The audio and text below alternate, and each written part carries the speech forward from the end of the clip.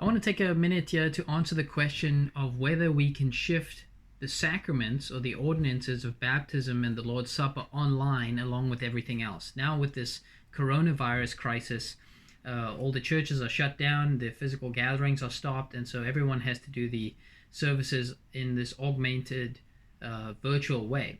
But can we extend that now to the Lord's Supper and baptism? And some Christians now answering this question in the way saying, yes, it's not ideal, but you can do the Lord's Supper. You can continue to do it. Maybe they say, yeah, let's put off your baptism for now. But the Lord's Supper is something that we should be doing regularly. So I've seen churches in my area say, okay, everyone for Sunday's virtual service, go and get your own bread and your own little thing of wine or juice. And then when it's time, the pastor will say, okay, everyone eat together, and then we eat and drink together. So that's what they're doing. And they're saying, yeah, it's not ideal, but we're not, we shouldn't fall into superstition and magic. And so this is a legitimate way to keep celebrating the Lord's Supper. I also just saw an invitation from my denomination where they're going to have across the whole country, they're inviting leaders and lay people to gather together virtually, and there's also going to be a prayer time and then communion together. So get your cup and get your bread ready again. So a lot of Christians are endorsing this. Rick Warren, Saddleback Church, they've been doing this ever since the 90s. So this is not even new, but now everyone's trying to figure out how do we do this. For my part, I think this is a big mistake and we should not do it at all.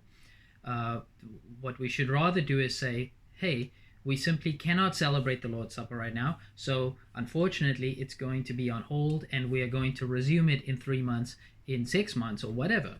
So that's unfortunately how it's going to work. When I wanted to get baptized, this was in 2009, and I went to my pastor and I said, hey, I want to get baptized, probably about November, and we live in freezing Calgary, Alberta. And he said, okay, great, the baptism time is going to be in June. So they catechized me and discipled me until June, and then that was the occasion for me to be baptized. And I think similarly now with the Lord's Supper, we should say the next time we're going to celebrate the Lord's Supper is when our church is permitted to gather as normal. There's also a confessional reason why I answer the question this way. Here is a volume. These are the Reformed confessions from the 16th and 17th century. And I'm reading here from the Westminster Confession. This is the official document, confessional document for the Presbyterians. And in 27:4, it says, there be only two sacraments ordained by Christ our Lord in the gospel, that is to say, baptism and the Lord's Supper, neither of which may be dispensed by any other, but by a minister of the word lawfully ordained.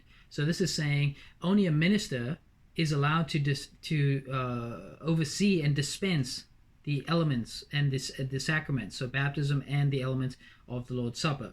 And that's in the CMA, the Christian and Missionary Alliance, which is my denomination. We have the same policy that only a designated person, an official licensed worker, is allowed to oversee the administration of the sacrament. So then you say, okay, well, I'm not a Presbyterian. Well, let's turn to the Baptist Confession, the 1689 Baptist Confession.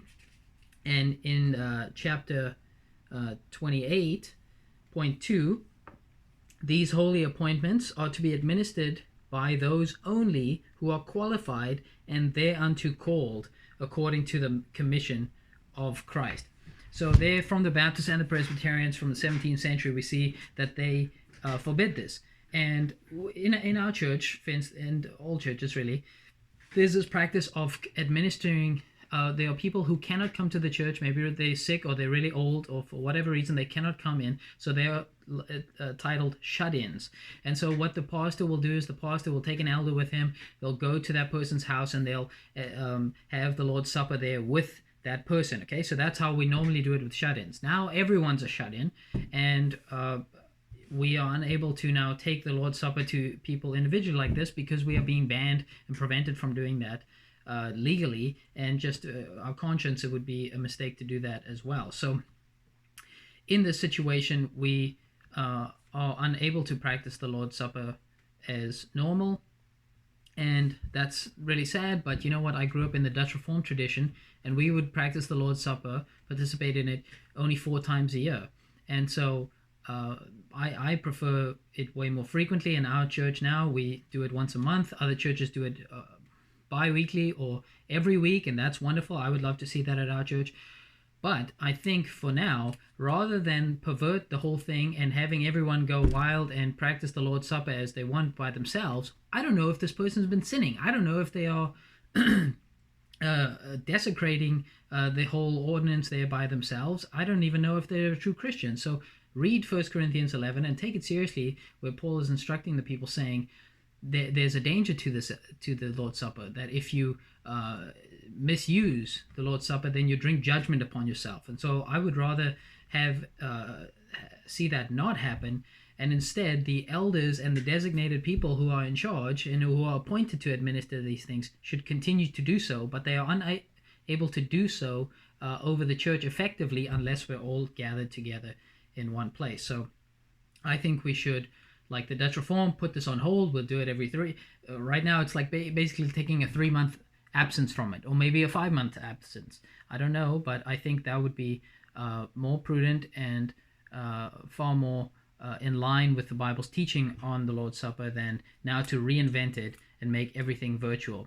Just to show you how ridiculous this thing can get, I remember watching on YouTube, online a virtual baptism. This is in some sort of video game, and the avatar, the character of the pastor, virtually baptized the avatar of the new Christian. And so virtually both of these people sitting on their computer with other computer people watching and tuning in from all over the world, and then the one character baptizes the other character in some sort of thing there on the video game, and then they call that a baptism. That is a complete joke and is a disgrace to what baptism is. We should not practice this. And I think this idea of practicing the Lord's Supper by ourselves now is not as egregious, but also is a mistake, and therefore I think we should avoid it. So let's look forward to when we can get back to church and do the Lord's Supper properly.